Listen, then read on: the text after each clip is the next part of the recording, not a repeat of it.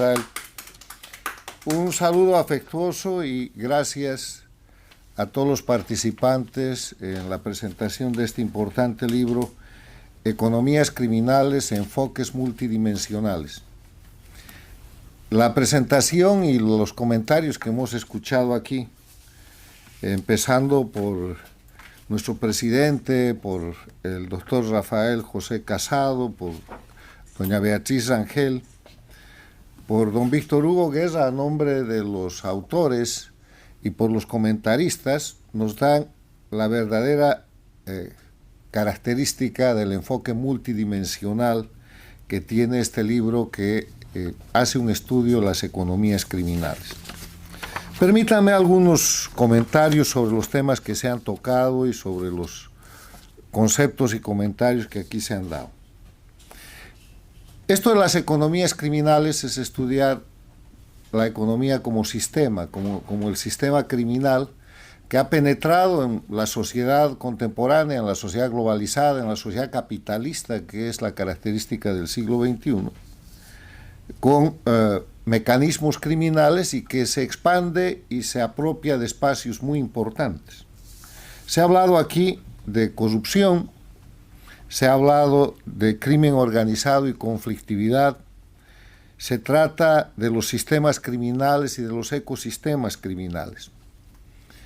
Pero si ustedes se dan cuenta, tanto en el ámbito público como en el ámbito privado, cuando el crimen empieza a prevalecer, cuando el crimen empieza a penetrar las instituciones, la sociedad, es porque hay una falta de acción de gobierno y de acción política efectiva. En este siglo hemos visto, no sin preocupación, cómo, por ejemplo, se ha hecho un gran esfuerzo desde algunos gobiernos democráticamente elegidos y de otros que no lo son, por despenalizar los crímenes y a título de que, en el caso del narcotráfico, a título del fracaso de la lucha contra el narcotráfico, buscar la legalización de las drogas duras como la cocaína, para convertir a los criminales en empresarios, como lo han hecho a través de los diferentes acuerdos de paz, entre comillas, en Colombia, donde han convertido a los asesinos, a los secuestradores, a los violadores, en senadores y congresistas, en gente parte de la actividad política, o sea, transfieren el carácter criminal y lo convierten en cuestión política o en cuestión de economía privada. El tema del crimen es un tema que tiene una característica económica, pero hay una etapa anterior en este caso que en mi opinión es la política. Y es la política porque con un acuerdo, con una convención tan importante, tan magistral como es la Convención de Palermo, la Convención de las Naciones Unidas contra la Delincuencia Organizada Transnacional, los gobiernos no cumplen. Los gobiernos no aplican. Y cuando aplican son casos aislados. ¿Cuántos casos ustedes pueden contar en México, en el Perú, en la Argentina?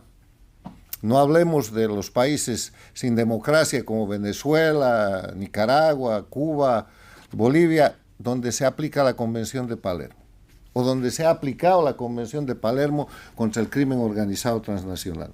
No, porque además se presenta otra figura en el siglo XXI.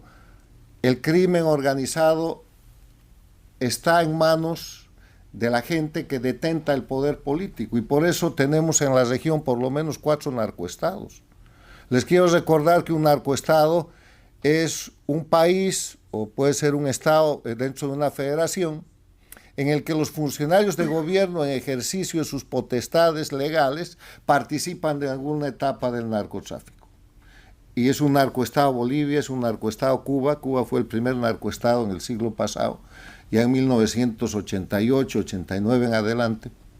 Es un narcoestado Venezuela, con el jefe del cartel de los soles que detenta el poder como jefe de gobierno y que tiene 15 millones de dólares de recompensa por su captura, Nicolás Maduro, y es un narcoestado Nicaragua, a quien hace unas semanas o meses han descubierto cocaína despachada desde puertos de Nicaragua que llega a Rusia.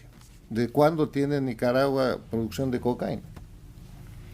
En ese escenario, yo quiero dejar la reflexión para impulsar que este tipo de estudios se profundicen, para que más, además del tema económico, veamos el tema de que el crimen es la nueva forma de ataque a la democracia.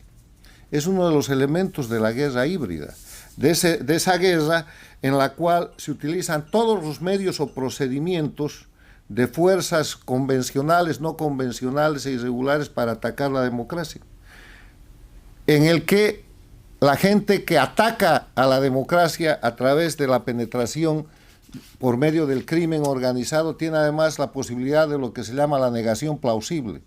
El hecho no solo de decir no soy yo, sino el decir lo están haciendo y formar parte de la gente que denuncia, como lo hace el sistema del socialismo del siglo XXI, que liderado por Cuba controla los gobiernos de Venezuela, de Bolivia, de Nicaragua, y que tiene gobiernos de apoyo a los que hemos denominado gobiernos paradictatoriales, gobiernos democráticos, pero que deben la llegada al poder a ese sistema del socialismo del siglo XXI, que están en México con López Obrador, en Brasil con Lula, en Colombia con Petro y en Chile con Boric. Y los hechos así lo demuestran. Muchas gracias.